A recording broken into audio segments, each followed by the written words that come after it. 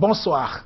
Rigobert Song a regagné le Cameroun le 1er avril dernier, accueilli par une foule en liesse. Un peu amaigri, mais le sourire radieux, l'ancien capitaine des Lions indomptables, miraculé, est revenu sans séquelles d'une opération délicate dans un hôpital parisien où il avait été admis. Beaucoup saluent alors la décision prise par les autorités camerounaises d'évacuer l'ancien footballeur dans un hôpital sérieux où il a pu subir des soins appropriés aux frais de la princesse. Mais combien sont-ils, les anciens sportifs et anciennes gloires, qui ont collapsé dans la quasi-indifférence pour n'avoir pas bénéficié de la mansuétude présidentielle? Comment sortir de ce deux poids deux mesures? Quelle politique publique pour une meilleure reconversion et reconnaissance de ceux qui ont été les ambassadeurs du Cameroun pendant leur carrière? Nous poserons ces questions et d'autres à notre invité. Merci de rester fidèle à Canal 2 International. Merci de regarder la grande interview.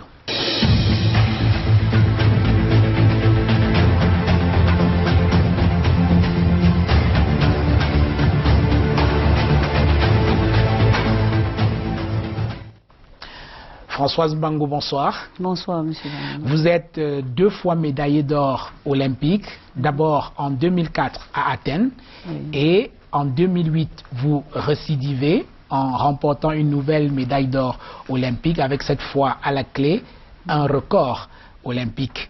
Il faut dire que vos distinctions et votre palmarès sont aussi longs qu'un bras.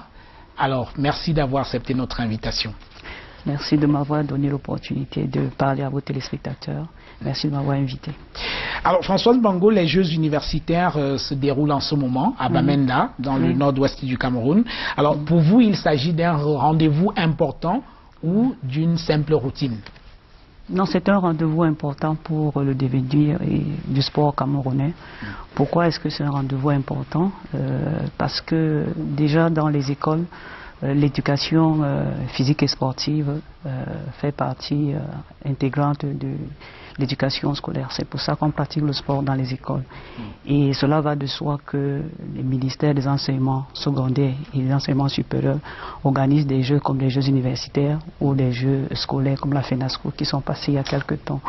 C'est très important et la loi camerounaise même le dit. Donc, il y a la loi 2011/018 qui stipule sur l'organisation et la promotion du sport, autorise donc la pratique du sport puisse se réaliser. Donc, si en milieu scolaire ou en milieu universitaire, le sport est pratiqué dans les compétitions, cela favorise cela favorise les détections des jeunes enfants, ceux qui sont en phase de découverte. Alors justement, en quoi est-ce que un événement annuel comme les Jeux universitaires, en quoi les Jeux universitaires peuvent participer au développement du sport au Cameroun? Oui, ça participe parce que c'est le moment où cette tranche d'âge des jeunes qui sont en phase de découverte du sport, c'est la tranche de 13, 14, 15, 16 ans. C'est celle-là même qui est la pépinière pour aller à une compétition de haut niveau. Et c'est là où on doit préparer, détecter, pour pouvoir suivre et mettre un encadrement approprié pour que ces jeunes-là puissent avoir des possibilités d'accès à une compétition de haut niveau. Alors les jeux scolaires, justement, regorgent de tous ces jeunes talents au devenir. Donc c'est une compétition importante, mais elle devient importante quand le travail nécessaire est fait, est fourni à ce moment même de la compétition. Voilà. Oui. Alors je rappelle que vous étiez il y a quelque temps dans le sud-ouest, cette fois-là, pour les Jeux FENASCO. Vous y avez pris une part active. Alors quand vous voyez la manière dont les choses sont organisées, est-ce que vous sentez que cela est de nature à promouvoir le développement ou alors la détection des futurs talents qui pourraient représenter le Cameroun dans des compétitions internationales? Oui. Ce que vous avez vu sur le terrain, est-ce que c'est de nature à vous encourager quant à l'avenir? L'initiative est déjà là. Mais je pense qu'il y a beaucoup de choses à améliorer. Oui. L'initiative est salutaire parce que le ministère des enseignements secondaires qui s'occupe de ces jeunes-là et le ministère de l'éducation physique et sportive travaillent en étroite collaboration. Je le dis parce que j'ai vu le ministre du Sport qui était présent à l'ouverture des Jeux, ainsi que le ministre des enseignements secondaires. Je pense que ça montre déjà qu'ils ont compris qu'il faut qu'ils travaillent ensemble autour de ces enfants. Maintenant, il faut qu'il y ait une bonne politique de détection, parce que c'est ça l'objectif. Il faut qu'il y ait une bonne politique de détection, une bonne politique de suivi, d'encadrement, avec tout le nécessaire pour que justement ces jeux qui sont organisés ne puissent pas seulement être un moment de retrouvailles annuelles, mais que qu'il y ait un objectif derrière certains, dans l'optique d'avoir des champions de demain. Alors vous-même, vous êtes, disons-le, le fruit du sport scolaire, mais on a l'impression que depuis, bon, que ça commence à dater quand même, mais on a l'impression qu'aujourd'hui, tout cela s'est arrêté. On en déniche plus des tonnes à travers toutes ces compétitions-là, que ce soit les Jeux universitaires et les Jeux FENASCO 6 qui se déroulent chaque année. On compte au bout des doigts d'une main ceux qui réussissent à faire carrière. Ça veut dire qu'il y a un problème, non? Il y a un sérieux problème. C'est quoi le problème? Alors, le problème que moi j'ai compris, je dois dire que j'étais la marraine de ces Jeux, de la FENASCO il y a quelques jours, et je remercie le ministre Gallet de l'enseignement secondaire de m'avoir vraiment honoré et reconnu de donner cette possibilité d'être marraine de ces enfants. Et à l'occasion, je faisais ma détection des jeunes que je voudrais encadrer au sein de ma fondation. On en parlera tout à l'heure. Donc, de ce fait, j'ai pu encore beaucoup plus approcher des enfants, toucher du doigt et me rendre compte que la situation est encore un peu plus sérieuse. C'est-à-dire que déjà, il n'y a pas un suivi de transfert. C'est-à-dire des enfants de cette tranche d'âge qui sont en phase de détection. Il n'y a pas un grand suivi de transfert entre ces enfants qui ont du talent, mais qui n'arrivent pas à atteindre le niveau où ils devraient pouvoir s'entraîner pour faire des compétitions internationales. Je m'explique. Les jeux scolaires concernent des enfants d'une certaine tranche d'âge, donc pas plus de 18 ans. Donc après 18 ans, on ne peut plus passer par ces jeux scolaires. Seulement, en général, la majorité de ces enfants n'ont pas une performance qui vont leur permettre de participer aux compétitions nationales. Résultat, s'il n'y a pas un encadrement, il n'y a pas de suivi, ces enfants qui ont du talent se perdent, c'est-à-dire ils arrêtent l'activité sportive, c'est-à-dire ils n'arrivent plus à poursuivre leur talent, d'essence, et on perd beaucoup de sportifs qui pourraient être des champions de demain à ce niveau, parce qu'il n'y a pas, à mon avis, une très bonne politique sur le terrain. Une très bonne politique sur le terrain pour pouvoir justement accompagner ces enfants, mettre un système de travail autour qui n'est pas que sportif. Oui, voilà. Au-delà de cet aspect sportif, du suivi et de l'encadrement de ces jeunes-là, il faut dire qu'il y a également un gros problème d'infrastructure qui se pose dans l'organisation des Jeux FENASCO ou alors des Jeux universitaires. Moi, j'ai vu par exemple les images lorsque vous étiez dans le sud-ouest il y a quelque temps pour les Jeux FENASCO. Les enfants, par exemple, en ce qui concerne le saut, ils sautent pratiquement dans des gouffres. C'est pas des sautoirs, ça. Comment peut-on... Malheureusement, c'est une image qui m'a fait... Voilà, comment peut-on fabriquer des futurs talents avec des infrastructures aussi moyenâgeuses? Il y a un vrai travail à faire à ce niveau-là. Un très gros travail, et le travail d'infrastructure ne se situe pas qu'au niveau des jeunes talents. C'est un problème un peu général, je l'avoue.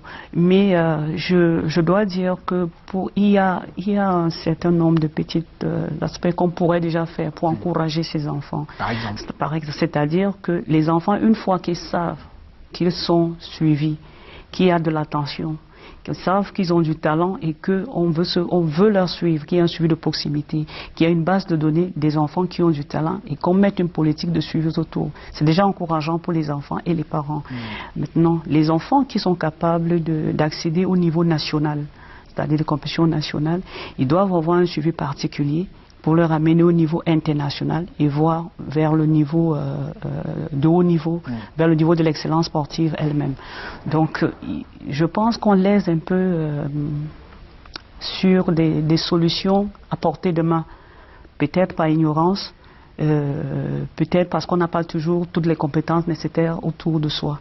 Voilà, donc c'est dommage de voir encore aujourd'hui, en 2017, les enfants qui compétissent dans des conditions pareilles. C'est vrai, c'est dommage. J'ai vu des enfants faire de l'athlétisme, par exemple, la course pieds nus.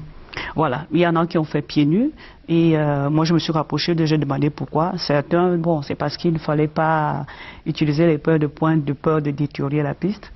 Donc c'est un peu surprenant, donc je me suis dit là il y a justement un problème même, hein, de connaissance même de l'encadrement du sportif, vous êtes bien de l'athlète. D'ignorance.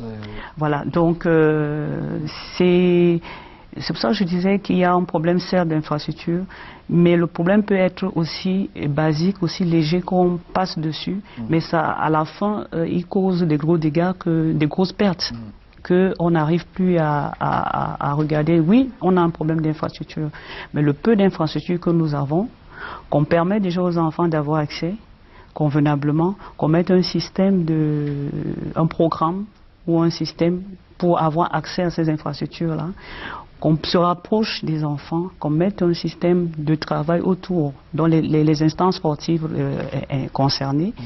Et je dois dire, les personnes qui sont capables d'apporter leur contribution, d'aider au développement de ce sport, je pense qu'ils devraient aussi être mis en contribution, justement, pour qu'ensemble, on puisse trouver les solutions éminentes, les solutions à portée de main. Un enfant ne demande pas grand-chose que d'être encouragé à laisser que son talent puisse être exprimé. Ensuite, au fur et à mesure des possibilités et des objectifs, on pourra évidemment améliorer les conditions de travail, notamment par les infrastructures. Mais en attendant, on se rend un peu compte que l'administration un peu démissionner dans son rôle. Par exemple, on observe un peu partout dans nos villes des établissements scolaires publics qui n'ont même pas des espaces de jeu pour les enfants. C'est inacceptable ça. Comment peut-on promouvoir le sport scolaire lorsque même des établissements publics n'ont pas d'espace de jeu? On voit ici à Yaoundé par exemple des écoles où au moment de faire l'éducation physique et sportive on commence à courir dans les rues. C'est un problème, il est difficile. Ça veut dire que le gouvernement n'a pas une véritable politique publique de développement du sport scolaire et universitaire. Alors c'est un peu difficile pour moi d'affirmer ça.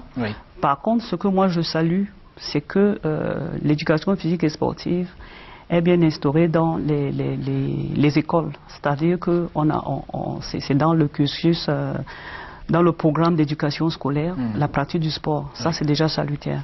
Maintenant, la faisabilité de cette pratique de sport dans les écoles, alors ça y va de tout un plan, de toute une organisation du entre le gouvernement représenté par les instances sportives, les fédérations et autres. C'est ça que je dis que pour que le sport scolaire puisse avoir un avantage et apporter un plus dans le développement du sport au Cameroun, en l'optique d'avoir des grands champions, il faut mettre une politique sportive adéquate.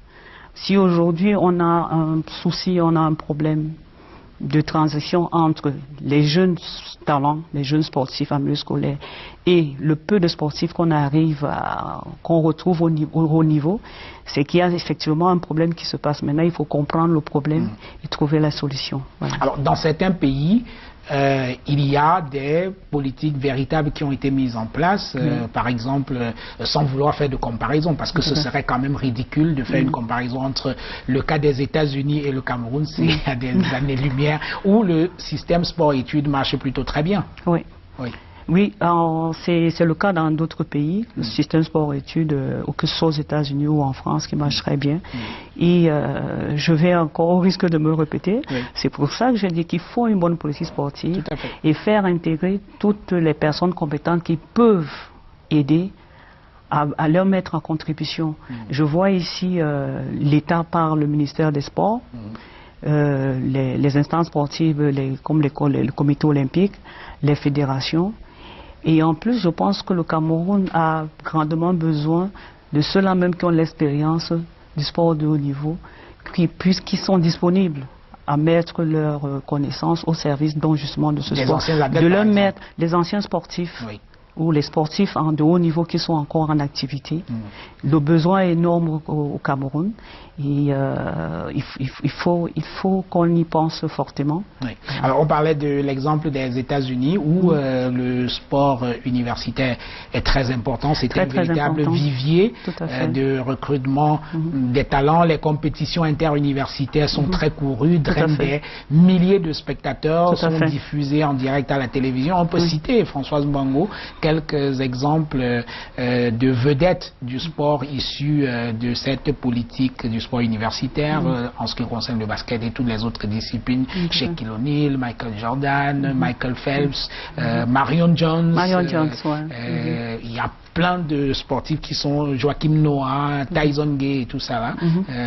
C'est vrai que le Cameroun n'a pas les moyens d'appliquer cette même politique, mais il faudrait au moins trouver le juste milieu. C'est de ce dont je parle. C'est ce dont je parle. Il faut qu'on arrive vraiment à trouver cette politique et à la mettre sur pied. C'est vrai que quand on regarde cette loi, bon, c'est écrit, mais à un moment donné, il faut que ce soit du concret sur le terrain.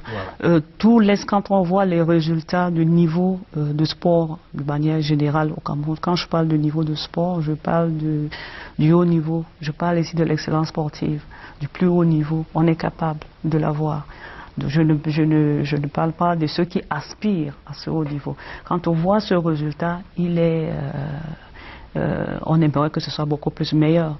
Ça veut dire qu'il y a un travail à la base qui est assez faussé.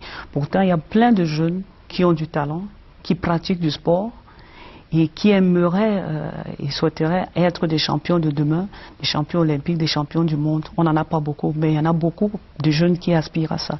Alors pourquoi est-ce qu'il y a cette coupure là au milieu à un moment donné? À mon humble avis, ça veut dire qu'il y a un problème. Il y a la politique mise sur pied, ou alors elle n'est pas la meilleure forme, il faut l'améliorer, ou alors elle n'est pas bien pratiquée sur le terrain.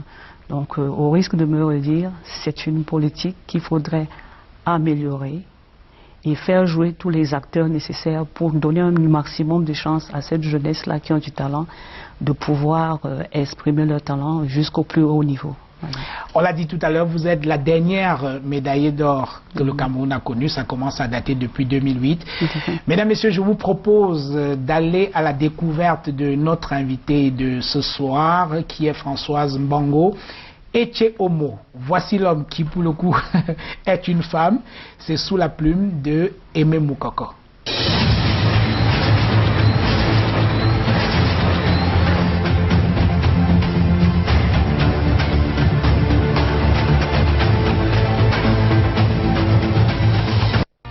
Il était une fois Françoise Mbango Itone, la lionne indomptable, qui jusqu'aujourd'hui reste sur le toit du monde avec son record de 15,39 mètres au triple saut. À Athènes comme à Pékin, cette native de Yaoundé au corps de mannequin taillé sur 1,69 m a offert au Cameroun et à l'Afrique tout entière l'un de ses plus prestigieux palmarès sur la planète sport. Belle coïncidence, nous allons à sa rencontre le jour même de ses 41 ans, le 14 avril dernier, un événement célébré plus tard dans la chaleur familiale avec son frère jumeau et ses proches. J'ai commencé avec les marathons et puis j'ai enchaîné avec les sports collectifs, notamment le basketball. Ensuite, je suis venu à Yaoundé quand on a affecté mes parents.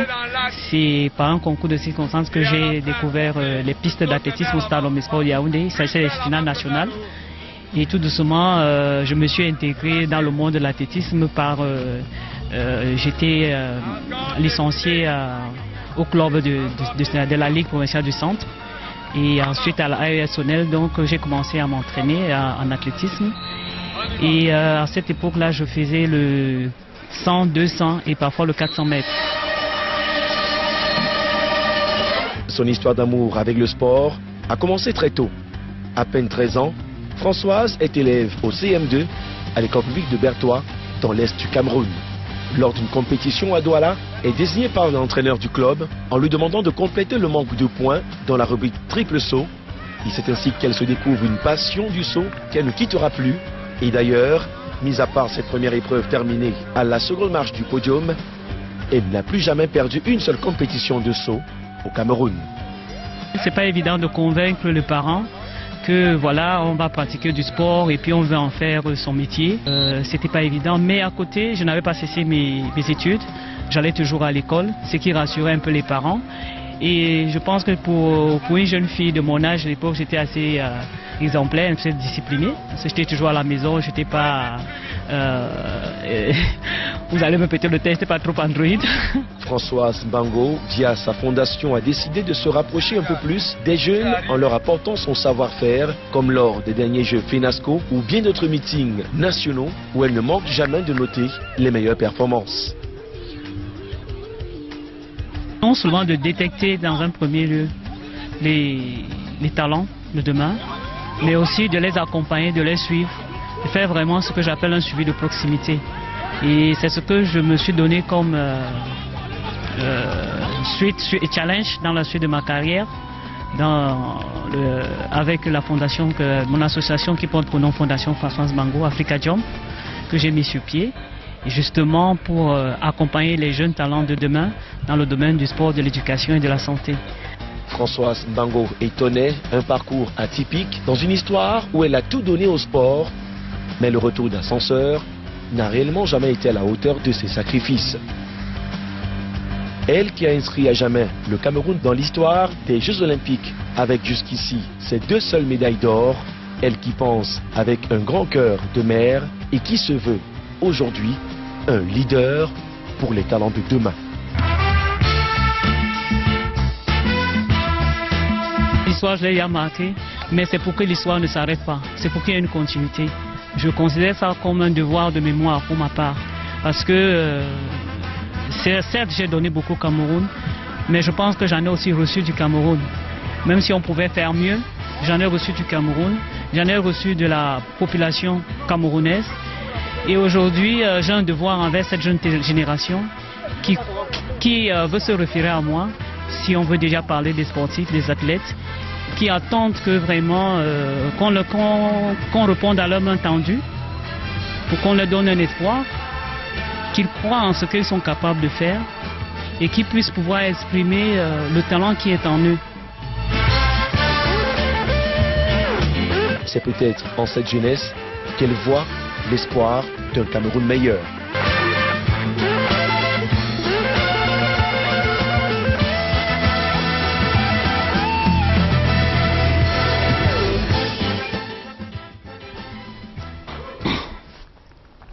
Voilà, retour dans ce studio avec notre invitée Françoise Mbango, 2 fois médaillée d'or aux Jeux Olympiques. Alors Françoise Mbango, en introduisant cette émission, je parlais de reconversion des sportifs de haut niveau.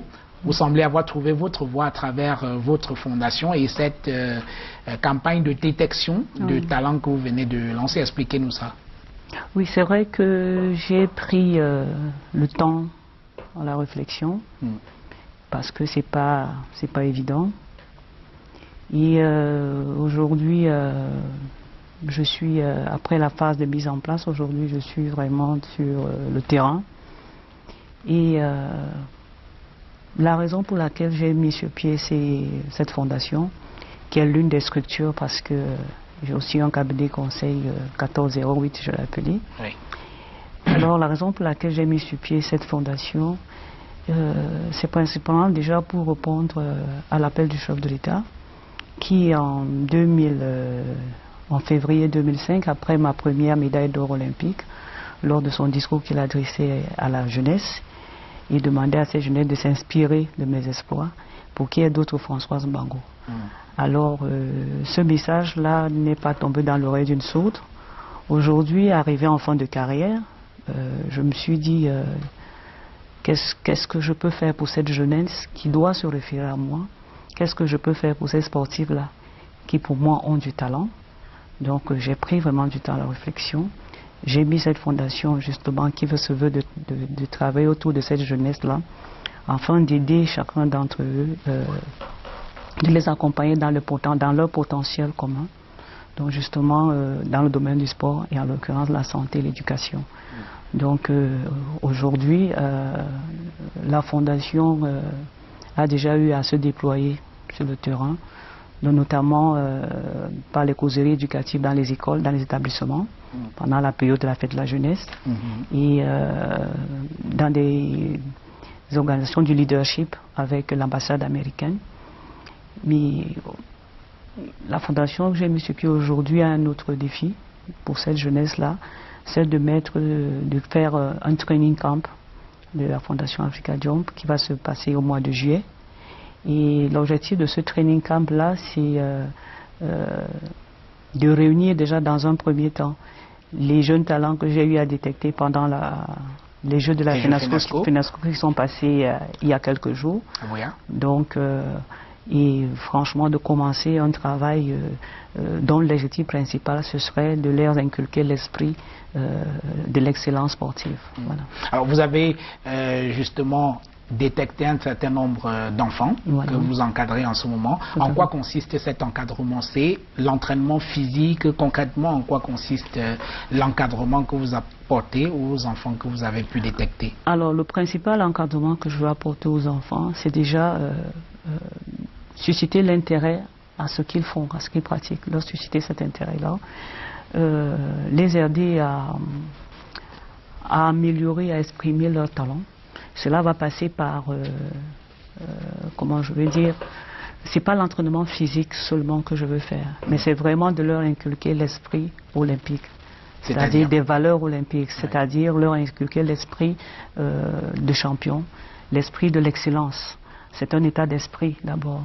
Cela va passer par l'entraînement elle-même, par la motivation personnelle, par l'apprentissage de l'attitude même qu'on attend d'un sportif de haut niveau. Donc ils ont besoin de le connaître, ils ont besoin de le savoir, parce que c'est cet état d'esprit-là qui va leur permettre d'exprimer déjà leur talent, d'être rassurés qu'ils sont suivis, c'est rassurant, et de comprendre leurs besoins et de pouvoir les améliorer. Donc c'est déjà vraiment, pour moi, l'objectif après, c'est d'avoir une certaine base de données d'enfants talentueux qui pourraient aspirer à une compétition internationale et avoir au haut niveau. Alors, vous les prenez pratiquement au berceau, ça va être un peu compliqué, le suivi il va être un peu long. Comment est-ce que vous allez pouvoir assurer le suivi des enfants que vous prenez pratiquement au berceau? Oui, si on veut être efficace. Ils sont suffisamment jeunes, comment allez-vous assurer le suivi jusqu'à ce qu'ils deviennent éventuellement des champions? Si on veut être efficace, il faut aller les chercher là-bas, parce que c'est eux qui ont du talent. On est bien d'accord. Oui, ils ont du talent. Alors le suivi va se faire comment? C'est un suivi plus ou moins de proximité, c'est-à-dire que les enfants vont continuer à s'entraîner normalement au sein de leur groupe de travail. Mais la différence est que annuellement on va faire des regroupements, mais après des regroupements, ils vont continuer à travailler. La fondation que je dirige va suivre les enfants à distance, c'est-à-dire en prenant les contacts avec leurs entraîneurs, en prenant les contacts avec leurs familles. Et la Fondation a un partenariat avec l'Ordre des médecins. Donc nous allons avoir des médecins dans chaque région où il y aura des enfants déjà détectés qui vont suivre leur bilan physiologique, on va les suivre sur le point de vue médical. Nous allons aussi suivre les enfants sur le plan de la scolarité, c'est-à-dire qu'il faudrait que l'enfant qu'on va suivre puisse, les performances doivent être évolutives, le niveau scolaire doit aller avec, et effectivement, et la santé on va le suivre à partir des médecins qu'on aura sur place. Voilà comment je compte faire ce suivi avec ces enfants. Alors vous travaillez quand même dans un domaine qui n'est pas spécialement populaire au Cameroun, l'athlétisme. Est-ce qu'il y a un engouement réel? Parce que les parents aujourd'hui sont plus fondés à inscrire leurs enfants dans les écoles de football pour devenir des futurs milliardaires. Tout à fait. Alors que l'athlétisme, ça ne fait pas beaucoup. Hein. Est-ce qu'il y a un réel engouement? C'est vrai que l'engouement a tendance à diminuer, ça c'est vrai. Et je refuse pas, mais l'athlétisme reste la mère de tous les sports. Parce qu'à la base, il faut être athlète pour pouvoir pratiquer du sport. C'est-à-dire il faut pouvoir courir, il faut être physique et tout ça passe déjà par le sport. Et quand je vais... c'est vrai que j'ai commencé par l'athlétisme parce que c'est la base du sport. C'est la discipline que je connais le mieux. Mais l'objectif du centre, c'est vraiment de détecter les talents, pas seulement en athlétisme. Ça, c'est avec le temps que je vais évoluer à ce sujet-là. Maintenant, pour susciter l'engouement au milieu de l'athlétisme, ça, c'est un travail que la fédération d'athlétisme se doit de faire. Moi, aujourd'hui, je vais vers ces jeunes qui ont du talent, qui demain pourraient être des basketteurs ou un autre sport, mais je vais les chercher au niveau de l'athlétisme. À cet âge-là même, on ne pratique pas encore en général un seul sport. En général, ils pratiquent l'athlétisme et un autre sport. Mais l'objectif même, c'est vraiment de voir ceux qui ont du talent et de leur donner une chance d'exprimer leur talent au très haut niveau. Aujourd'hui, ce sera mon premier camp d'entraînement. Je veux commencer avec la discipline que je maîtrise le mieux, mais le Cameroun regorge beaucoup d'autres talents dans les d'autres disciplines sportives. De quel accompagnement bénéficiez-vous pour cette initiative? Alors, l'accompagnement dont je bénéficie aujourd'hui, c'est vrai que c'est une association à caractère social. Et j'ai évidemment approché des instances sportives qui doivent déjà être informées de l'initiative que je prends, parce que je reste persuadée que toutes les initiatives qui concourent à ce que le sport camerounais puisse avoir des champions doivent être encouragées. Et donc les parties prenantes comme le ministère du Sport et les autres instances sportives doivent contribuer. Donc ils sont informés de cela. Et en plus, j'ai hormis ces instances sportives, il y a aussi des organisations de l'État qui sont totalement intéressées et qui m'encouragent dans cette perspective. Donc si vous permettez, je peux en citer quelques-unes, notamment le ministère de Tourisme, oui. Le ministère de l'Enseignement secondaire, je remercie encore le ministre Gallet, et le ministère de la promotion de la femme et la famille, qui sont déjà des partenaires pour ce projet. Et dernièrement, j'ai séjourné à Douala, où j'ai rencontré des opérateurs économiques qui eux aussi encouragent l'initiative et se veulent par le biais de la fondation participer justement à l'éclosion et à l'évolution de cette jeunesse camerounaise-là. Donc j'ai cité ici Madame, si vous permettez. Oui, pas les entreprises. Pas les personnes, Madame Edo, oui. Madame Edo d'Orange et Monsieur Bayen, qui a été mon premier sponsor quand je gagnais ma première médaille d'or, qui veut encore m'accompagner dans cette aventure, Monsieur Samuel Kotor de Matisse, et bien d'autres personnes, des opérateurs économiques, il y en a beaucoup, qui m'ont ouvert la porte. Et donc, tout ceci, si les téléspectateurs qui nous écoutent, tous veulent bien accompagner l'initiative, tout simplement parce qu'ils ont compris l'importance que ça regorge, que ça peut apporter au niveau de la jeunesse camerounaise. On parlait donc de reconversion des anciens sportifs de haut niveau. Vous semblez donc définitivement avoir trouvé votre voie. C'est bon là. Oui, je suis contente. C'est de devoir apporter quelque chose à ces enfants qui en ont besoin, et de répondre à l'appel du chef de l'État et de faire aussi mon devoir de mémoire, qui est aujourd'hui, je suis l'une des sportives camerounaises qui ont les plus grandes, qui ont des grandes performances. Donc je pense qu'il est aussi mon devoir d'apporter de mon expérience, de le mettre en contribution pour cette jeunesse-là qui a un talent. Et voilà. Alors il y a une plainte récurrente quand même des anciens sportifs et autres anciennes gloires qui consiste à dire nous ne sommes pas reconnus, il y a une absence de reconnaissance, il n'y a pas le statut de sportif de haut niveau au Cameroun, sauf qu'on peut dire la même chose pour d'autres domaines. Les enseignants, ils n'ont pas un si grand statut que ça une fois qu'ils ont arrêté leur carrière. Les médecins, on peut multiplier des exemples. Les sportifs, quand ils sont en activité, sont des travailleurs comme tout le monde et ils gagnent de l'argent. Pourquoi veulent-ils avoir un statut de quasi privilégié une fois qu'ils ont arrêté leurs activités, Françoise Bango? Alors, pour répondre à votre question, je veux, permettez-moi de juste un peu placer le statut de le sportif de haut niveau. Oui. Alors, le sportif de haut niveau, c'est celui-là qui pratique le sport de haut niveau et qui en fait son métier. C'est-à-dire un professionnel. Un professionnel. Alors, qui vise l'excellence sportive. Alors, le sportif amateur, c'est celui qui pratique le sport comme le loisir, mais c'est pas, voilà, c'est pas son métier. Oui. Alors, le sportif de haut niveau, quand on regarde dans l'ensemble au Cameroun, il y en a très peu, sportifs de haut niveau. Et quand on vise l'excellence sportive, c'est quelque chose d'exceptionnel et quelque chose de grand.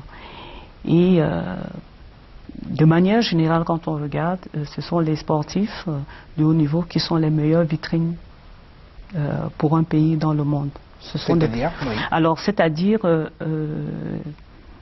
quand on veut parler de l'image d'un pays, la meilleure vitrine, c'est le sportif. Pas nécessairement le sportif, que le sportif de haut niveau, mais j'ai envie de dire les sportifs, les artistes, parce que ce sont eux qui ont cette facilité et cette possibilité d'être vus en mondiovision. Oui. Et c'est elle qui est l'une des meilleures vitrines dans le monde. Et ce sont des grands ambassadeurs pour l'image d'un pays sur le plan international. Je dis bien ce sont les meilleurs, ce ne sont pas les seuls. Oui. Voilà. Alors donc... donc sont les meilleurs ambassadeurs d'un pays alors? Voilà, parce que c'est l'une des vitrines les plus récurrentes dans le monde. Parce que ils pratiquent, je dis bien les sportifs de haut niveau qui visent l'excellence. Oui. Voilà. Donc maintenant à dire qu'il faudrait qu'on décrive un statut de sportif de haut niveau. La loi camerounaise elle-même reconnaît déjà le statut de sportif de haut niveau. Si, la loi camerounaise reconnaît le statut de haut niveau, c'est-à-dire que le statut de sportif de haut niveau est reconnu parce que le sportif qui vise l'excellence est considéré comme celui de haut niveau. Donc ce statut existe bien dans la loi. Et qu'est-ce qui fait problème aujourd'hui? Pourquoi il y a ces plaintes qui sont récurrentes? Alors le problème qui pourrait se poser, c'est que quand le sportif arrive en fin de carrière,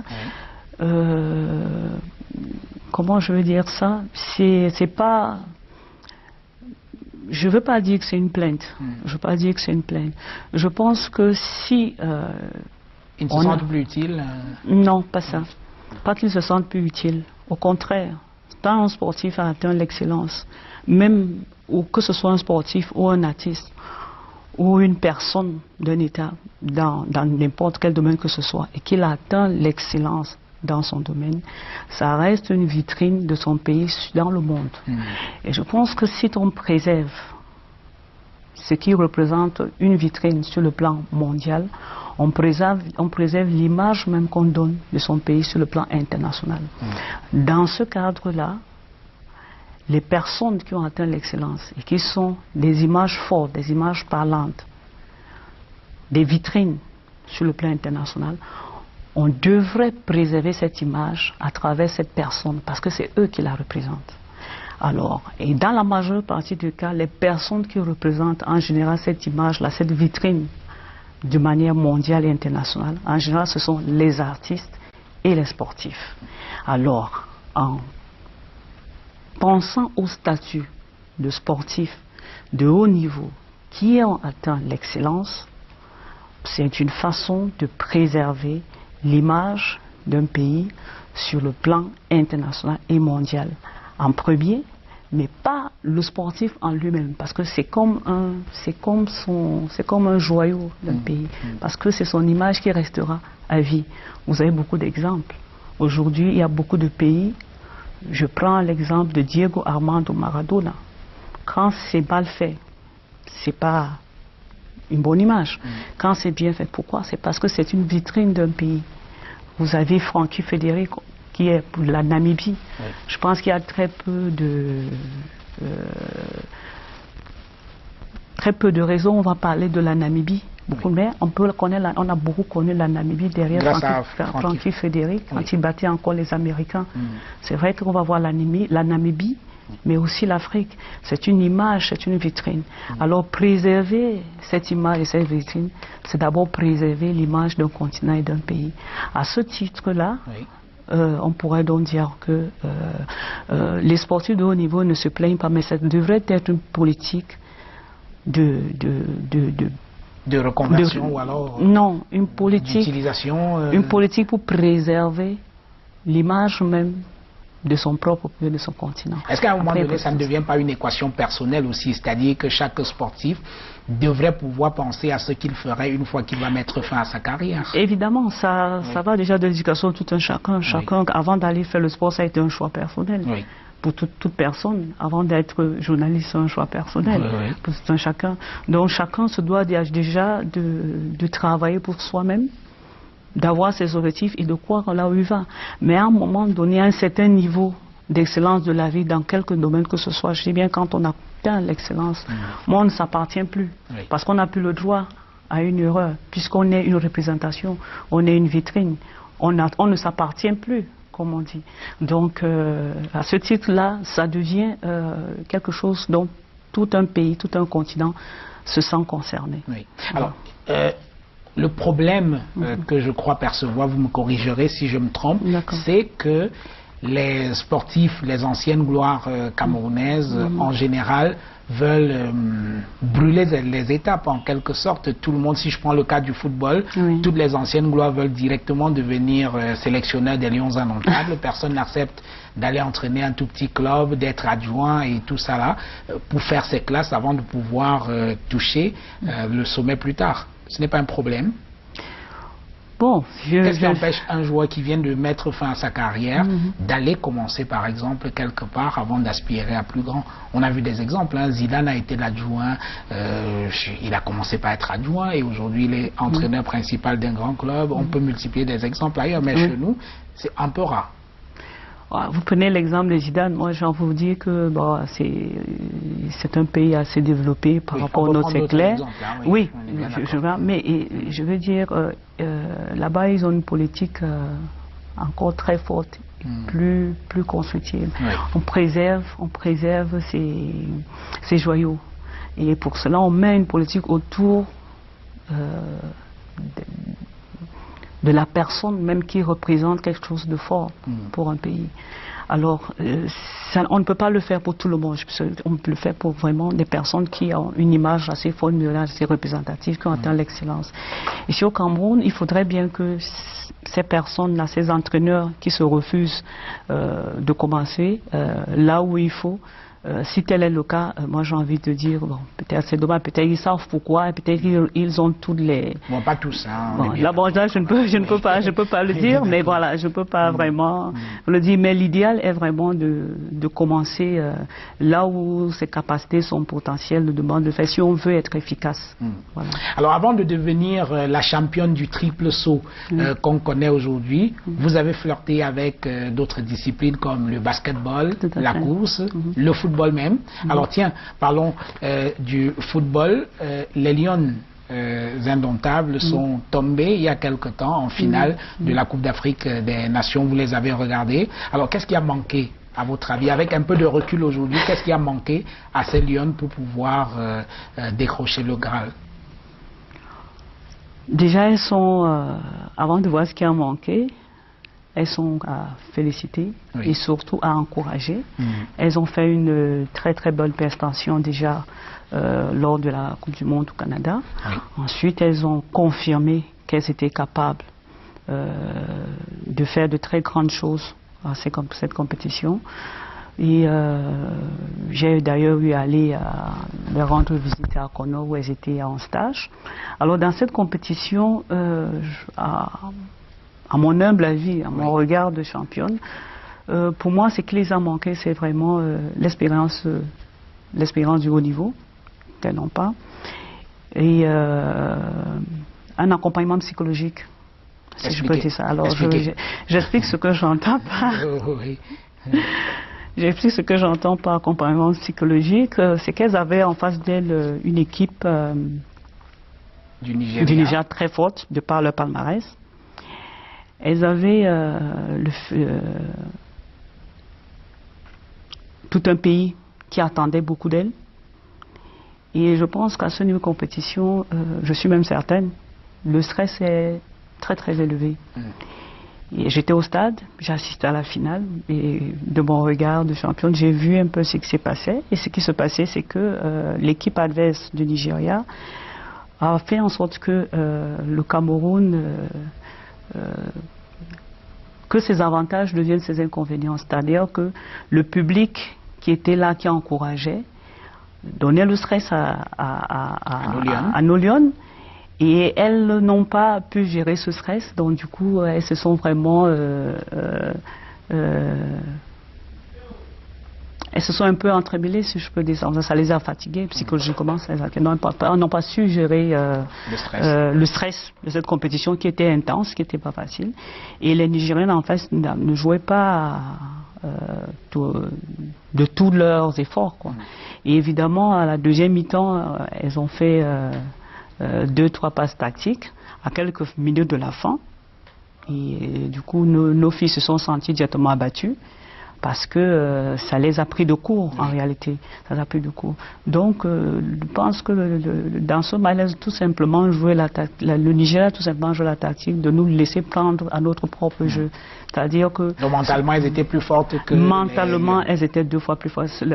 Pour moi, à mon avis, je connais pas les techniques de foot et tout. À mon humble avis, l'échec de ces filles-là est venu sur le point du côté mental. Il y a eu une absence d'accompagnement psychologique pour ces femmes-là, pour ces dames. Bon, je ne peux pas dire, je ne vais pas certifier qu'il y a eu une absence d'accompagnement psychologique parce que je ne sais pas comment leur équipe était structurée. Mais si tel était le cas, c'est dommage. Mais à voir la compétition, c'est l'équipe adverse a joué sur notre mental. On s'est laissé entraîner par le stress du public, de la victoire, et on n'a pas pu se gérer. On s'est laissé prendre à quelques minutes de la fin un but. On a perdu nos moyens. La preuve, on a raté deux buts. Les Lions ont raté 2 buts vraiment incompréhensibles. Ça, c'est cette image de fin de ces filles qui s'effondrent sur le terrain tout en pleurs. Oui, c'est le résultat vraiment du fait qu'on ne comprenne pas ce qui s'est passé. On a un moment de vide, on ne comprend pas ce qui s'est passé, parce qu'on sait qu'on avait la compétition. Elles savent qu'elles avaient la compétition sur la main, elles savent qu'elles pouvaient gagner. D'ailleurs, c'est le seul match qu'elles ont perdu. Mais la différence, hein, c'est le détail, c'est ça le haut niveau. La différence, c'est le détail. On a lésé sur un petit détail. Elles ont su nous prendre à notre propre jeu, c'est-à-dire que l'avantage de jouer au pays avec tout ce public qui devait nous galvaniser, oui, on a été galvanisé, mais à un moment donné, on n'a pas su canaliser et garder la confiance de soi-même pour pouvoir aller jusqu'au bout et surtout se rassurer qu'on mette ce but-là. Si près du but. Si près du but, exactement. Alors, elles sont tombées donc en finale devant le Nigeria, ce qui n'est pas rien, fini quand même en finale de la Coupe d'Afrique des Nations. Et elles ont été célébrées comme il se doit. Mais sauf que Françoise Mbango, lorsque ces Lions ont été reçues à la présidence de la République, on ne vous a pas vu. Plus tard, ce sont les hommes, les Lions indomptables qui sont revenus du Gabon champion d'Afrique. Là encore, on ne vous a pas vu. On vous voit rarement dans les grands événements sportifs qui sont organisés au Cameroun. Pourquoi vous n'y allez pas? Monsieur Jean-Bruno, c'est vrai qu'on ne me voit pas, mais je suis désolée, mais je ne peux pas m'inviter à des cérémonies d'une telle envergure. Comment ça, vous ne pouvez pas vous inviter? Si je veux comprendre, c'est-à-dire qu'on ne vous invite pas? Non, je n'ai pas reçu d'invitation pour ces 2 cérémonies dont vous parlez. C'est la simple raison pour laquelle je ne suis pas partie. Mais néanmoins, je suis allée voir les filles après leur victoire, leur défaite à la finale, à l'hôtel Montphébé, où les a encouragés. D'ailleurs, je suis toujours en contact avec leur coach. Et avant cela, je vous ai dit tout à l'heure, je suis allé les voir à Kono pendant leur phase de préparation, pour vous dire combien de fois je suis proche des filles, et même des garçons. Je suis allée plusieurs fois voir les jeunes à Mbankomo, ceux qui travaillent justement avec Rigobert Song. Oui. J'ai déjà eu à échanger plusieurs fois avec le coach Bross, avec qui je suis aussi en contact, Hugo Bross, l'entraîneur des Lions, avec qui je suis en contact. Donc, je fais ma part, je m'approche de ces jeunes, je les encourage et à chaque fois que j'ai les possibilités et les occasions de réitérer ma disponibilité pour mettre mon expérience à profit à cette jeunesse-là, je ne mens pas de le faire. Justement, pendant la CAN des filles, oui. J'ai fait un projet d'accompagnement que j'ai remis au ministère des Sports et à l'Africa Foot. Bon, j'ai pas eu une suite à cela, donc c'est pour vous dire. Est-ce qu'il y a un problème, Mbango, parce que le Cameroun n'a pas des médaillés d'or olympiques, hein, on n'en a pas des tonnes. Donc la seule que nous avons, qui n'est invité à aucune cérémonie sportive organisée dans ce pays. Alors, est-ce qu'il y a un problème, Mbango?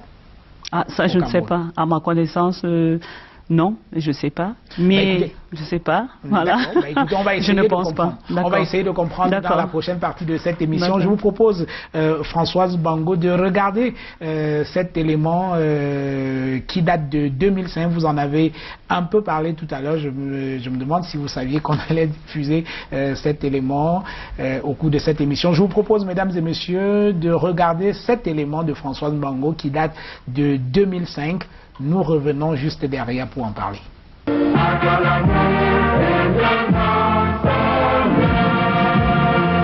Nous espérons ici voir les Lions indomptables retrouver leur place dans l'élite du football mondial et l'athlétisme camerounais produire de nouvelles Françoise Mbango, médaille d'or aux derniers Jeux olympiques. Il est clair que de tels exploits contribuent à rehausser l'image de notre pays à l'extérieur, ce qui doit être également l'un de nos objectifs.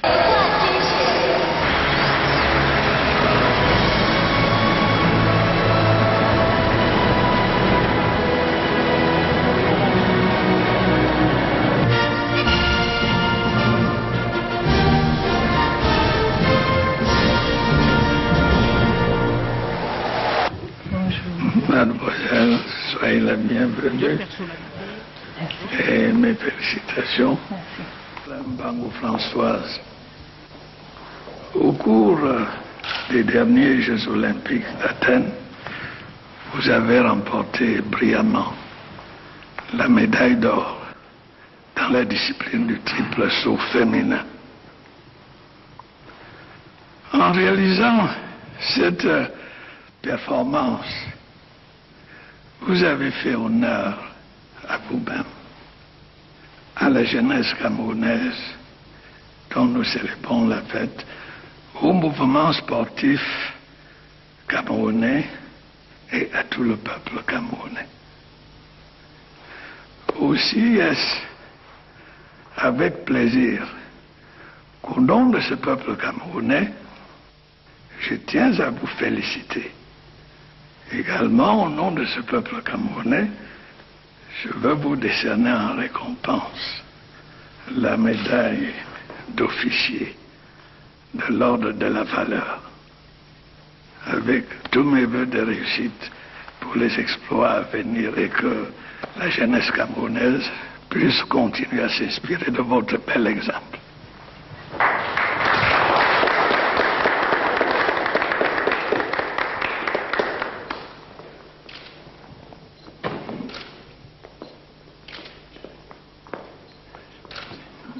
Mademoiselle Mbango,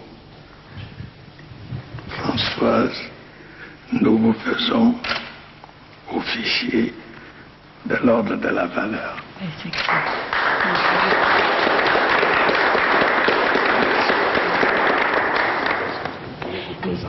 La médaille olympique. Donc, je vais la sortir de son coffre. Vous êtes le premier Camerounais à l'avoir vu de plus près. Voilà. Merci. Merci beaucoup. Elle est très belle. Elle est très belle. Et encore une fois, mes félicitations. Ok. Merci pour l'honneur que vous m'avez fait. Alors apportez-nous d'autres médailles. Je ne manquerai pas. C'est difficile, je le sais.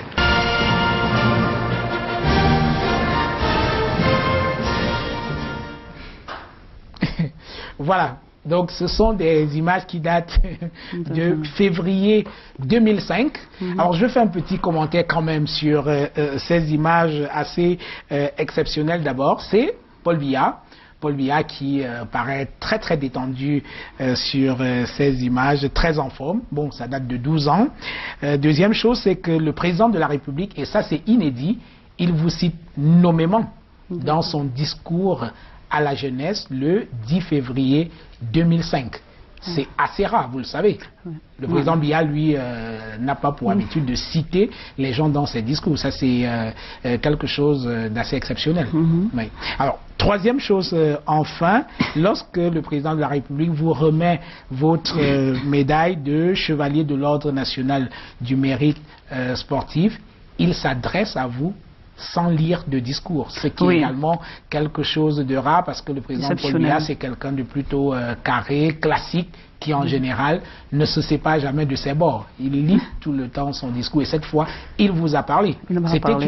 Parlez-nous un peu de cette cérémonie-là en quelques secondes. C'était quand même assez fort comme cérémonie, c'est rare. On a rarement vu ça, il est tout le temps dans ses bords. Non, c'était c'est inoubliable pour moi, c'était très fort.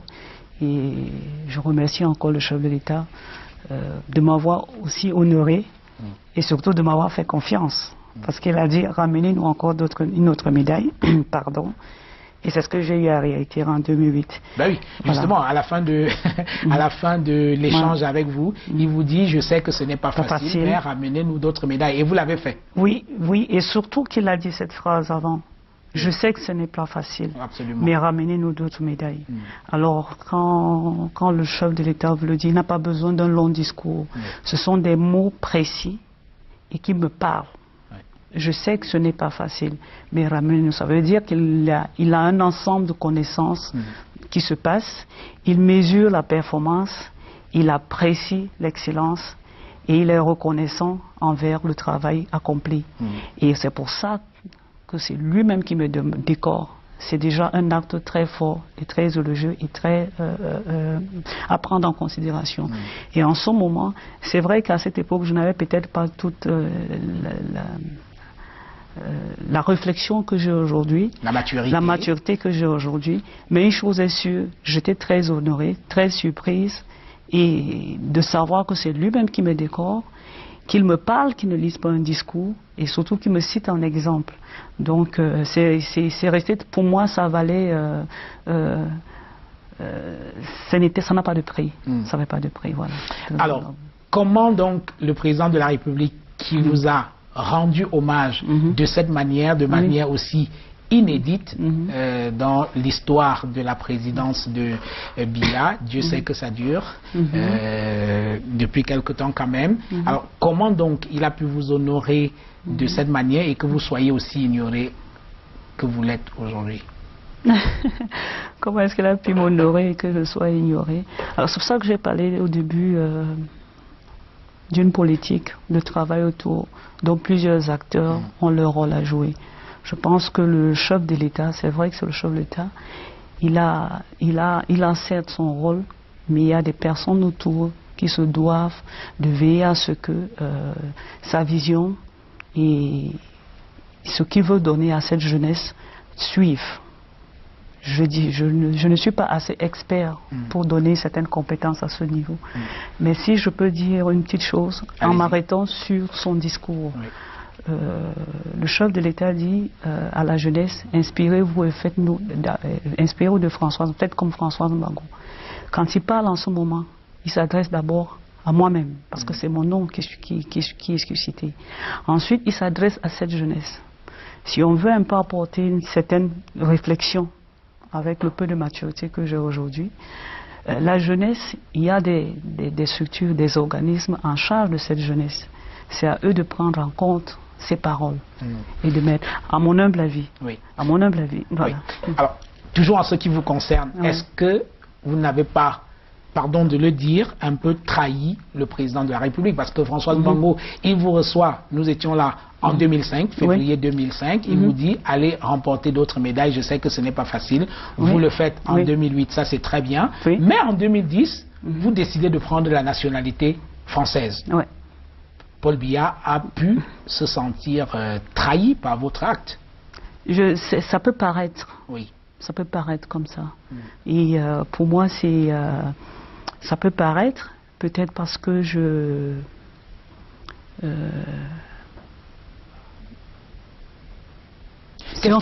Qu'est-ce qui vous a poussé à prendre la nationalité française en Non, je peux pas vous dire qu'est-ce qui m'a poussé à prendre. C'est une décision personnelle. Et certainement, justement, les personnes m'ont fait un faux procès à ce sujet. J'appelle ça faux procès. Excusez-moi, c'est pas un faux procès. Hein. Oui, je dis que c'est un faux procès. Compétit pour le Cameroun, nous remporter des médailles et après décider de prendre une nationalité étrangère, française. Oui, je dis que c'est un faux procès. Excusez-moi. Voilà, c'est vous. Si vous dites que c'est pas un faux procès, moi je dis que c'est un faux procès, parce que l'objectif même des personnes qui me mettent en ce procès de trahison, c'est tout simplement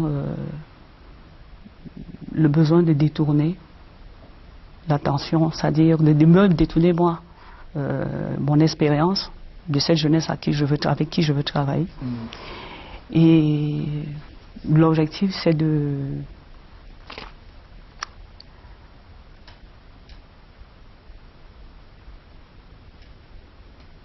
vraiment, c'est vraiment pour diviser. C'est pour diviser, c'est pour...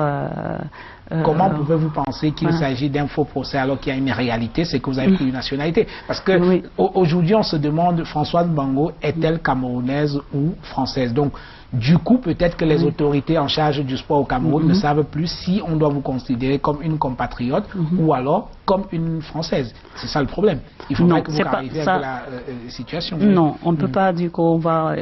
C'est une décision personnelle. C'est une décision personnelle. J'ai compétit pour le Cameroun. Et je pense qu'en matière de sport au Cameroun, j'ai donné au Cameroun le plus grand palmarès sportif. J'ai envie de rappeler ici aux téléspectateurs que j'ai gagné 5 titres au niveau mondial pour le Cameroun, dont 2 médailles d'or olympiques, 3 titres de vice-champion du monde, un record olympique qui est la propriété du Cameroun et qui le reste encore jusqu'au jour d'aujourd'hui, et une performance qui est la 2e performance mondiale de tout le temps. On est bien d'accord. Alors, moi je dis, je réitère, si j'ai blessé les Camerounais parce que j'ai pris cette décision, peut-être parce que je ne me suis pas assez expliqué à ce sujet-là, je tiens à leur dire que ce n'était pas mon objectif et je m'en excuse pour cette incompréhension. Mais aujourd'hui, j'ai un devoir envers cette jeunesse parce que je sais ce que la population camerounaise m'a apporté et je sais et je suis disposé à donner de mon expérience, à accompagner ces jeunesses-là dans le sport. J'ai montré à toutes ces structures sportives ma disponibilité. Aujourd'hui, je réponds à ma part de devoir et à ma part de ce que j'ai considéré comme mission, justement venant du chef de l'État, comme celle à la jeunesse qui doit se référer à moi. Aujourd'hui, je mets ma fondation sur pied, justement pour mettre mon expérience à contribution pour cette jeunesse sportive. Est-ce que vous regrettez d'avoir pris la nationalité française il y a quelques années? Je ne peux pas la regretter parce que j'ai la nationalité française. Aujourd'hui, j'ai la nationalité française. Je ne peux pas la regretter. Ce que je regretterais par contre, c'est de ne pas faire ma part de devoir envers cette jeunesse camerounaise. Est-ce que si c'était à refaire aujourd'hui, vous referez la même chose? Je ne peux pas vous répondre si c'était à refaire aujourd'hui. Est-ce que je ferais la même chose? C'est pas. Vous savez, rester focalisé. Parce que c'est un acte lourd quand même de conséquences, Françoise Gbagbo. Vous avez honoré ce pays, on est bien d'accord. Hein, vous avez un palmarès qui est long comme un bras. Tout à fait. Du jour au lendemain, vous décidez de prendre une autre nationalité. Est-ce que vous comprenez que certains Camerounais aient pu se sentir trahis, ou alors, comme on le dit prosaïquement, vous avez vendu le pays aux Français. Non, c'est pour ça que j'ai parlé que c'était non. C'est pour ça que je l'ai dit que c'était un faux procès en trahison. C'est un procès en trahison pour moi qui n'a pas lieu d'être. Et je vous dis, c'est quelque chose qui est juste là pour diviser, pour franchement, c'est pour diviser. Ça n'a pas un impact positif, ça n'a pas une raison parce que je vous l'ai dit, ce que j'ai fait pour le Cameroun reste. Et il n'y a pas mieux. J'ai envie de vous poser la question, en matière de palmarès sportif, qui dit mieux? Il n'y en a pas. En matière de qui dit mieux? Oui, là au moins, voilà. on veut qu'on alors, moi je dis, aujourd'hui, le sport camerounais a besoin de se regarder, a besoin de reformer des champions. Alors, ce procès n'aide pas, il n'apporte pas. Oui, Françoise a fait pour le Cameroun. Oui, Françoise veut continuer à aider pour la jeunesse camerounaise. C'est ça qui est important et qui reste. Vous comprenez?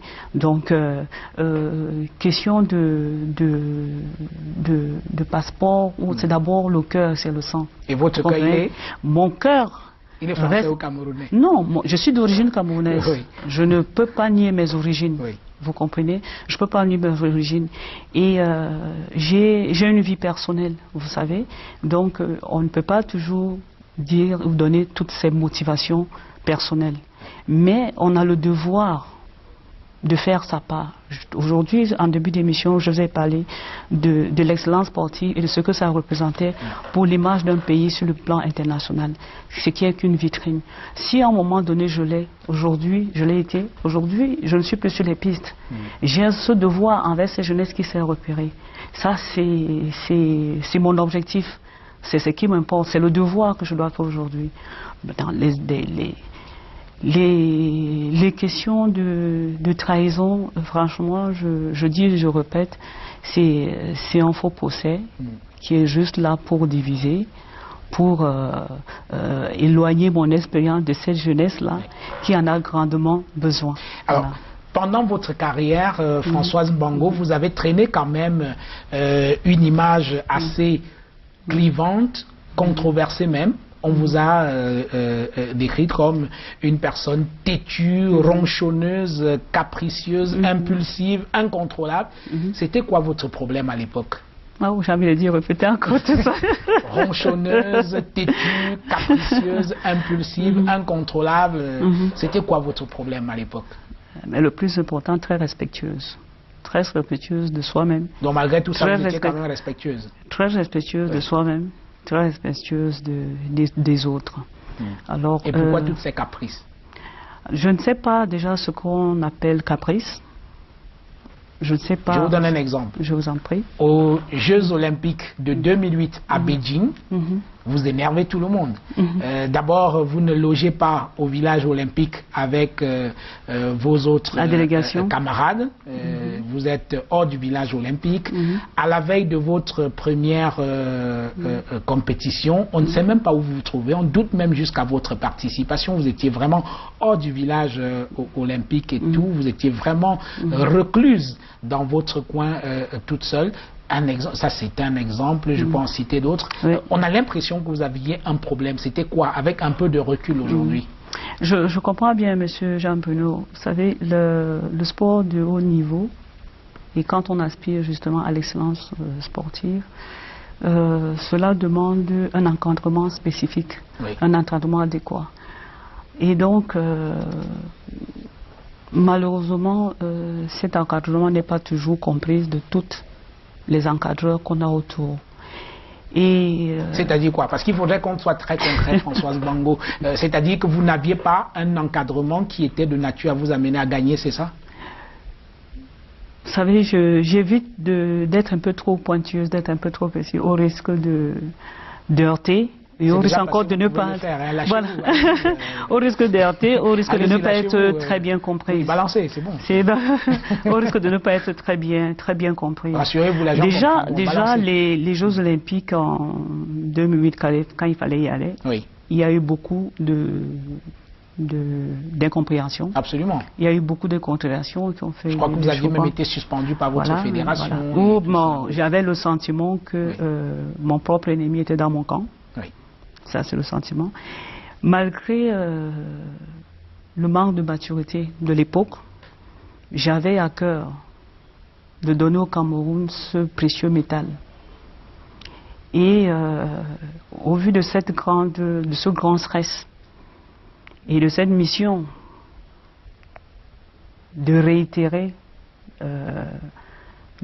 l'espoir de 2004. De 2004, demandé encore par le chef de l'État, je l'ai en mémoire.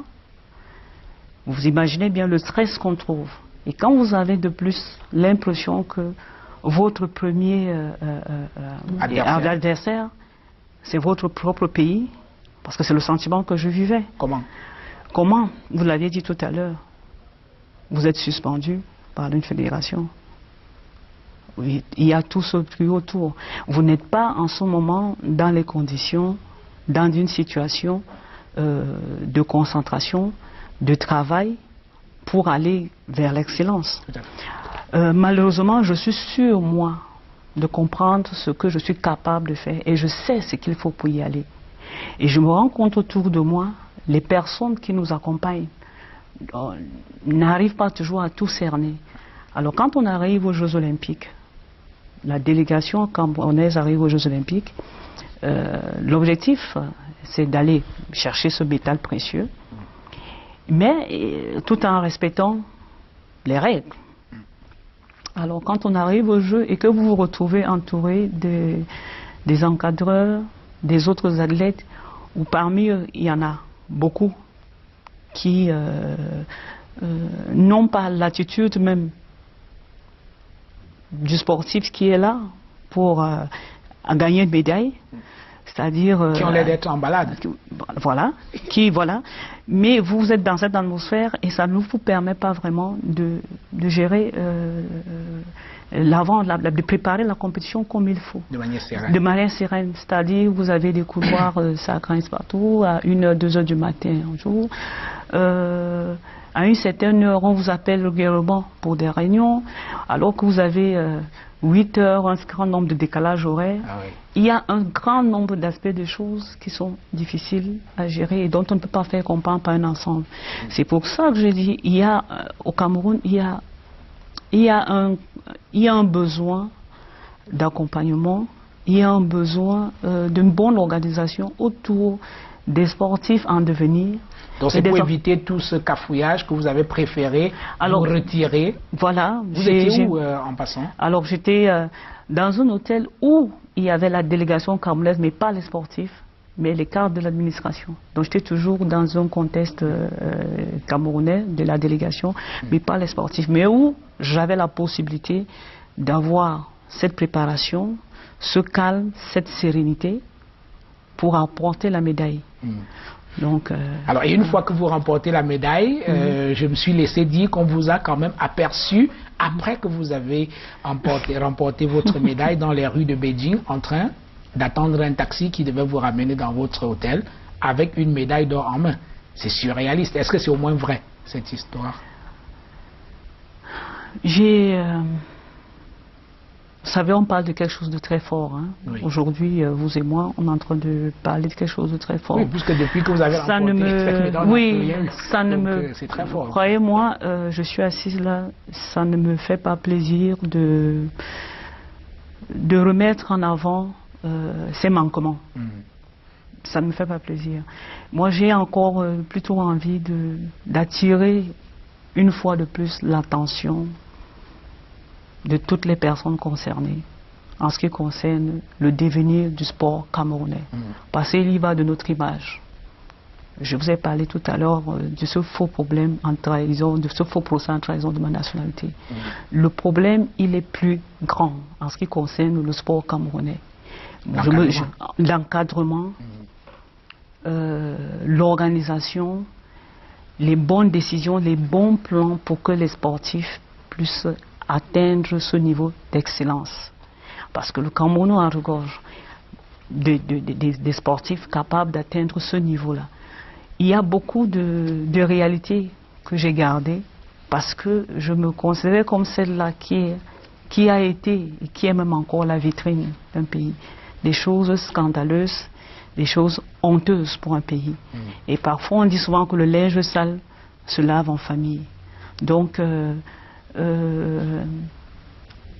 affirmer ce que vous dites maintenant, j'ai honte de le faire. Oui. Parce que, croyez-moi, c'est pas gay. Oui. Vous ne pouvez pas être championne olympique. Vous gagnez vers une certaine heure, vers 22 heures, on avait fini heure de la Chine. Et qu'à 3 heures du matin, après avoir fait les contrôles antidopage, après avoir répondu aux interviews, les conférences de presse, tout ce qui se trouve, vous vous retrouvez seul, en train de marcher dans la rue, chercher un taxi pour rentrer à votre hôtel. Ce n'est pas beau à entendre. C'est pas du tout beau. Donc, il y a beaucoup de choses que j'ai su garder à moi, parce que l'objectif principal était déjà de ramener ce métal précieux, quitte à ce qu'on me considère comme étant têtu. Parce que c'est ça ma têtutesse. Trouver le moyen, les conditions nécessaires pour gagner. Parce que autour de vous, vous êtes entouré des personnes qui ne sont pas assez, qui ne comprennent pas encore le haut niveau. Je dis bien le haut niveau. Parce que la majorité des sportifs au Cameroun aujourd'hui aspirent à l'excellence sportive. L'excellence sportive, c'est ceux-là même qui participent aux compétitions à niveau élevé, à niveau mondial et remportent des médailles. Oui. C'est ça l'excellence sportive. Aujourd'hui, le Cameroun regorge d'une majorité de sportifs qui aspirent à cela. Il faut donc un encadrement franchement pointueux, spécifique, important et sérieux pour qu'on atteigne ce niveau-là. Voilà ce sur quoi on doit le plus se poser les questions et mettre en contribution les acteurs qui sont aptes à agir pour que cela soit. Donc,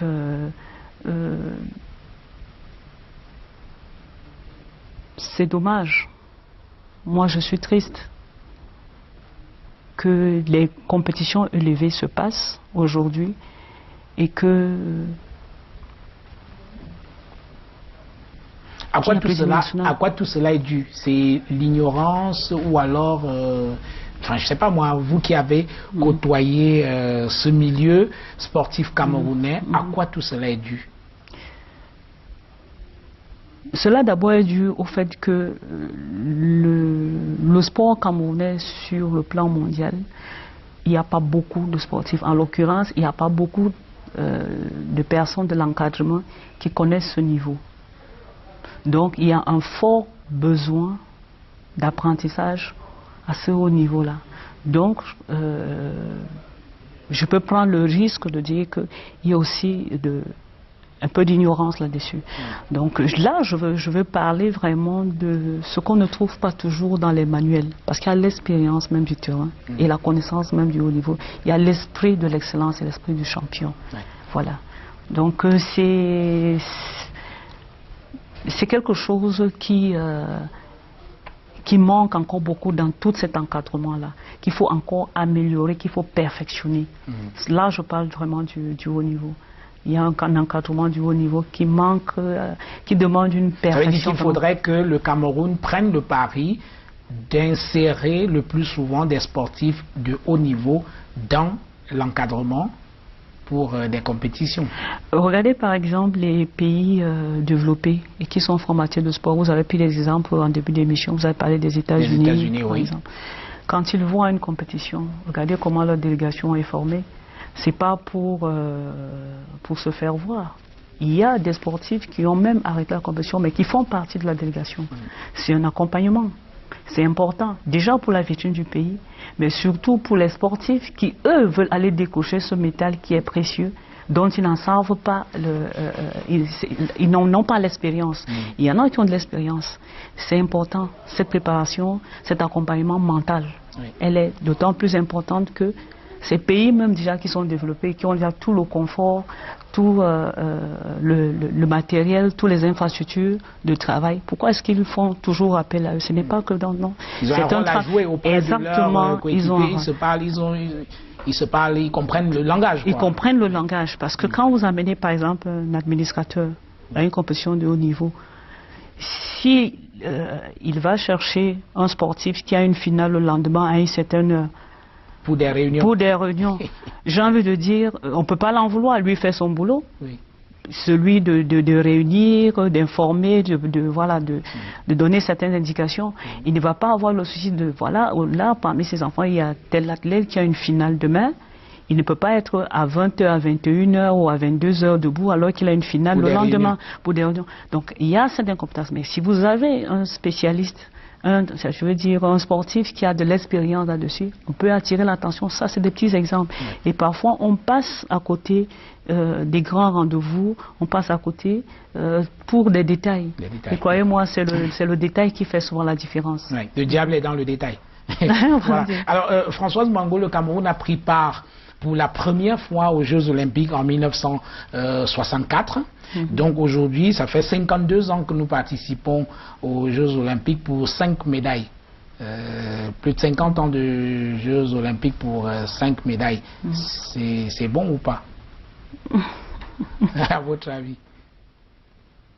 Ça veut dire qu'on est capable de gagner. Oui. Ça veut dire qu'on est capable de gagner. Alors pour nos téléspectateurs, il y a 68 à Mexico avec Joseph Bessala qui remporte une médaille d'argent, 84 à Los Angeles, Martin Dongo Ebanga lui également boxeur, cette fois c'est le bronze. À Sydney, les Lions indomptables, médaille d'or, football. Et à Athènes, Françoise Mbango, 2004. Beijing 2008, Françoise Mbango une fois de plus et cette fois avec un record olympique à la clé. Depuis que vous êtes parti, il n'y a plus rien. Qu'est-ce qu'on peut faire aujourd'hui pour avoir d'autres Mbango, comme l'avait dit le chef de l'État depuis 2005? Ah ouais. Ah oui, faut travailler. Faut travailler très dur. C'est-à-dire qu'on ne travaille pas assez jusqu'à présent? Faut travailler très dur. Faut travailler très dur. Franchement, si... oh là là. J'ai quand même des larmes, hein, sincèrement. Je suis parfois émotive quand on parle du Cameroun, du sport de l'olympisme. Je suis émotive parce que, voilà, il faut retourner, il faut être conscient de la réalité. Du fait qu'il y a une bonne décadence. Oui.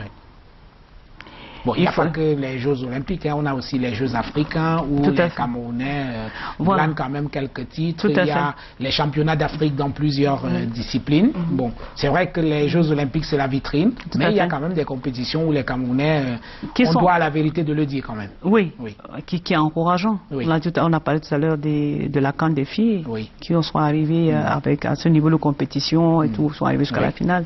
Il y a les Lions de basketball, j'ai assisté à la finale qui ont livré un match le volleyball magnifique. Également. Le volleyball, l'haltérophilie qui nous donne beaucoup de médailles. Alors le problème, c'est pourquoi est-ce que tous ces sportifs qui montrent les capacités de haut niveau n'atteignent pas l'excellence sportive? Pourquoi est-ce qu'ils n'arrivent pas à décrocher une médaille au niveau mondial? C'est la question que je vous ai posée. Pourquoi? Alors c'est pour ça aujourd'hui il faut travailler, il y a tout un ensemble d'acteurs qu'il faut mettre à contribution. Très bien. Alors, commençons à identifier les responsabilités. Oui. Commençons par le gouvernement. Que doit faire le gouvernement qui n'est pas fait jusqu'à présent? Alors, Monsieur Jean-Bruno, c'est un peu difficile pour moi de vous donner une réponse là, immédiate. Vous comprenez? Moi, c'est d'abord la prise de conscience et réunir tous les acteurs sur une même table, réfléchir à cette problématique, trouver les solutions à cette problématique et surtout, le plus important, les appliquer. Comment peut-on faire des grandes performances si on n'a pas les infrastructures qu'il faut? C'est pas évident. C'est pas évident. Oui, enfin, c'est pas évident. Oui. C'est pas évident. Voilà. De faire des performances si on n'a pas toutes les infrastructures qu'il faut. Alors, on vient de commencer la construction des infrastructures. On en a eu pour la Coupe d'Afrique des Nations de football féminin. Et il y en a qui sont en construction pour la CAN de 2019. Sauf qu'on a l'impression que le gouvernement évolue en solitaire. Parce que, regardez par exemple le stade militaire de Yaoundé, on l'a construit. Il n'y a pas une piste d'athlétisme, ni le moindre sautoir, ce qui est quand même regrettable. C'est un acte manqué. Peut-être parce que le gouvernement n'a pas associé les fédérations ou alors le comité national olympique qui aurait pu conseiller à ce niveau-là. C'est une faute. Je ne peux pas dire que... Vous savez, c'est difficile pour moi de prendre un parti ou de le dire là toute seule comme ça. Je ne peux que répondre si je prends je vais m'informer sur les initiatives qui ont été prises, de savoir qui a fait quoi et comment, et pourquoi ça a été fait comme ça, oui. Et quelles sont les personnes qui ont pris parti à ces décisions. Non, c'est difficile parce que gagner et investir comme ça, c'est pas la décision d'une seule personne ou que du gouvernement, comme vous dites. Il y a plusieurs. Mais en ce qui concerne les infrastructures et la politique sportive, oui. Elle est définie par le gouvernement. C'est le gouvernement qui doit construire ces infrastructures. Qui elle peut être. Alors, elle est, comme vous dites, elle est certes définie par le gouvernement, mais ce gouvernement-là s'appuie sur toutes des personnes ressources en matière de sport au Cameroun, j'imagine bien. Oui. Et j'insiste encore sur un point, le Cameroun serait encore un peu plus efficace, à mon humble avis, si on prenait ce soin de mettre aussi en contribution les sportifs, les acteurs eux-mêmes, de haut niveau, à la réflexion de la politique du développement du sport au Cameroun. Oui. Je pense que le Cameroun en a grandement besoin. Oui. C'est-à-dire que pour vous, jusqu'à présent, on n'intègre pas assez toutes les parties prenantes. Il y a de très fortes chances. Oui. Il y a de fortes chances qu'on n'intègre pas assez toutes les parties prenantes.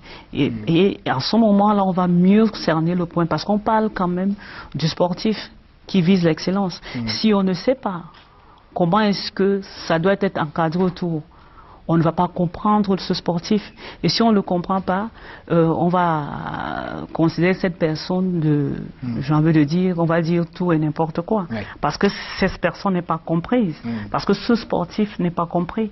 Donc, à un moment, je pense qu'il faut recommencer à la base, il faut revoir toute sa politique sportive, l'améliorer où besoin est, mais prendre toutes les gens de son côté et faire avec ses principaux acteurs qui peuvent être du haut niveau ou pas, mais qui peuvent accompagner et apporter leur contribution à la réflexion. Tout à fait. Alors, nous tirons déjà vers la fin de cette émission et la responsabilité maintenant des fédérations.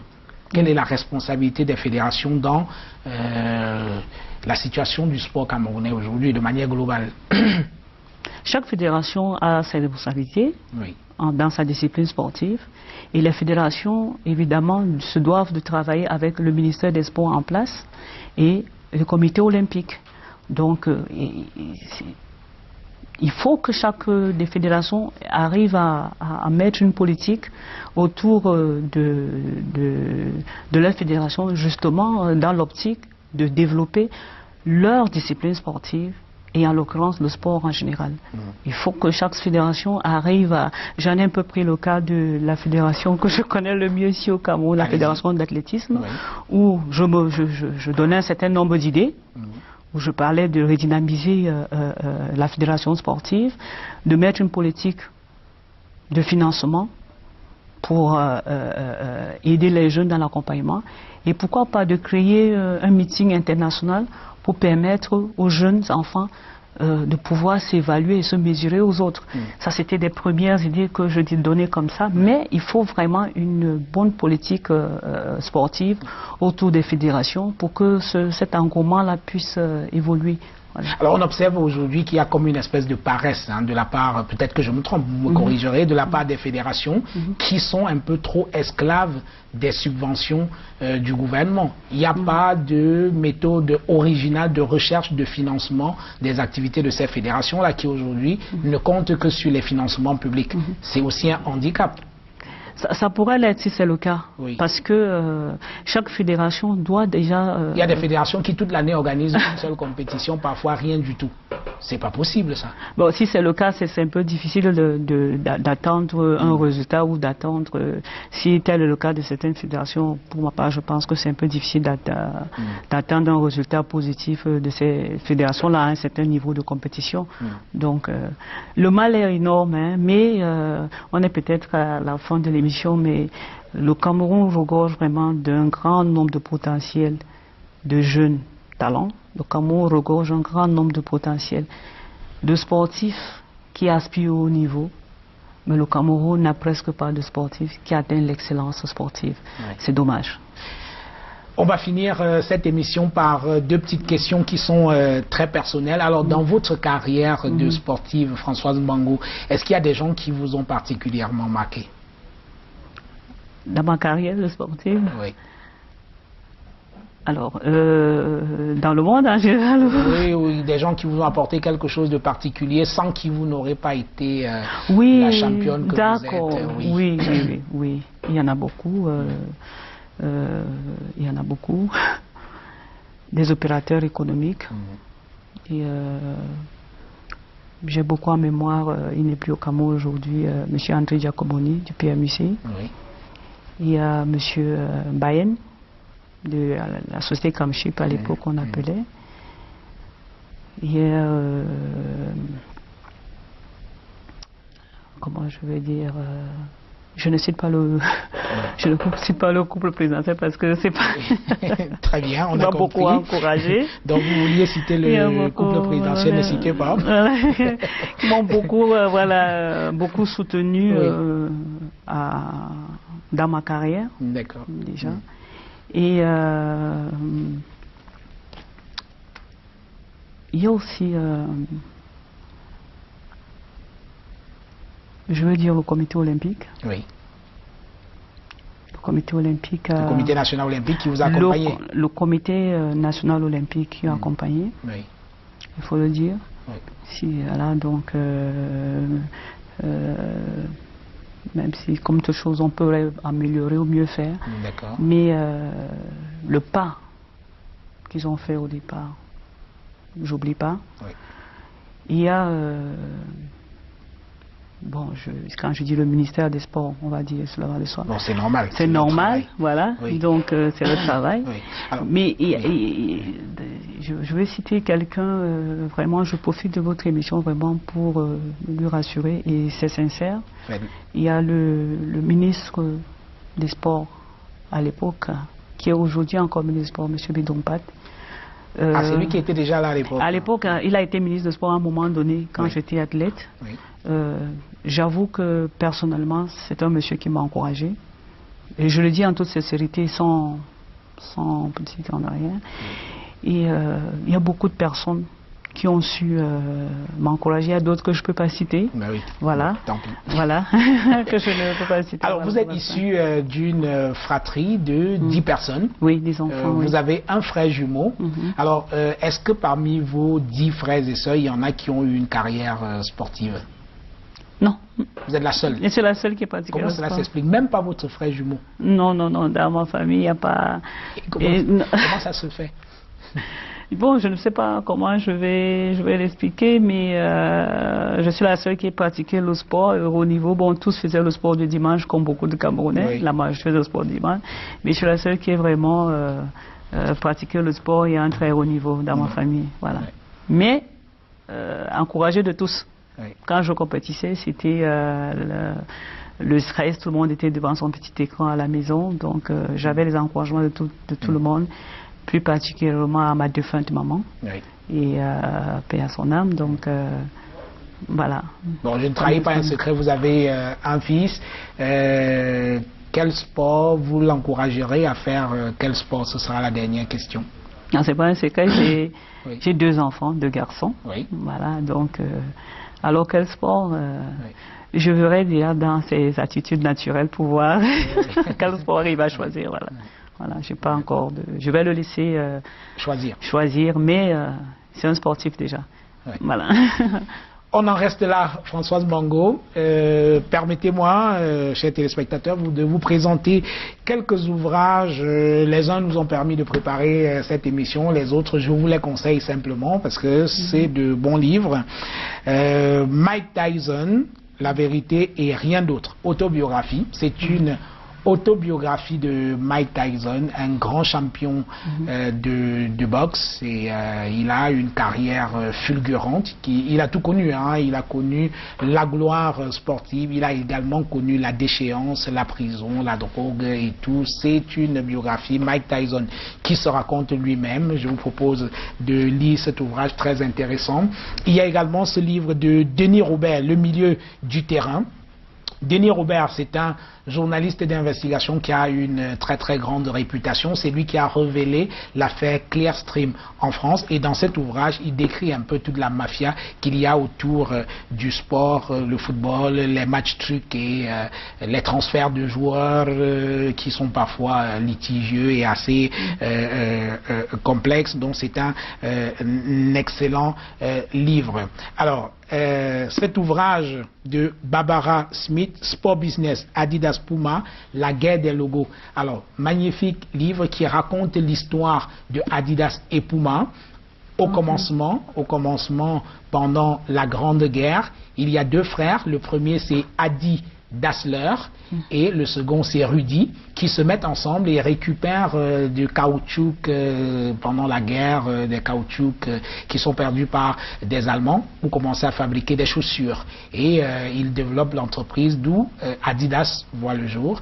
Mais malheureusement, les deux partenaires ne s'entendent pas. Il y a Rudy qui se sépare et va créer Puma. Donc, je vous propose de lire cet ouvrage très intéressant pour comprendre un peu l'histoire de Adidas et Puma. Magnifique livre d'une journaliste également, Barbara Smith.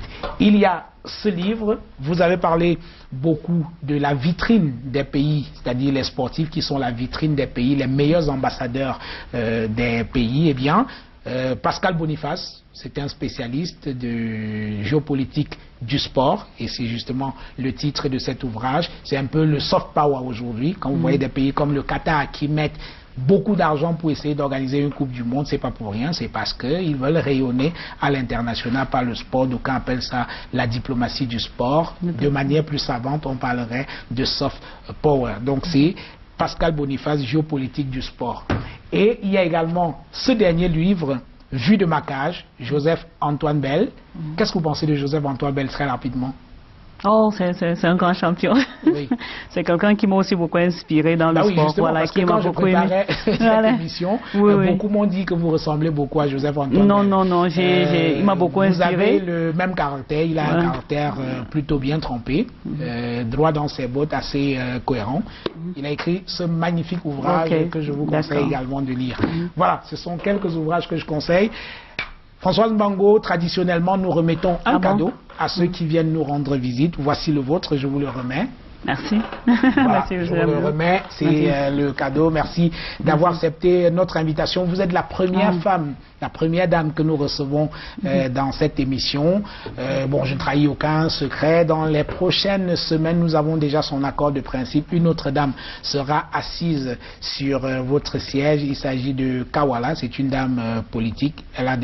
Nous avons déjà son accord de principe. Elle viendra nous rendre visite dans ce studio. Merci Françoise Mbango d'être venue dans cette émission. Merci à Aimé Moukoko qui m'a aidé à préparer cette émission. C'était la grande interview avec Françoise Mbango. Bonsoir.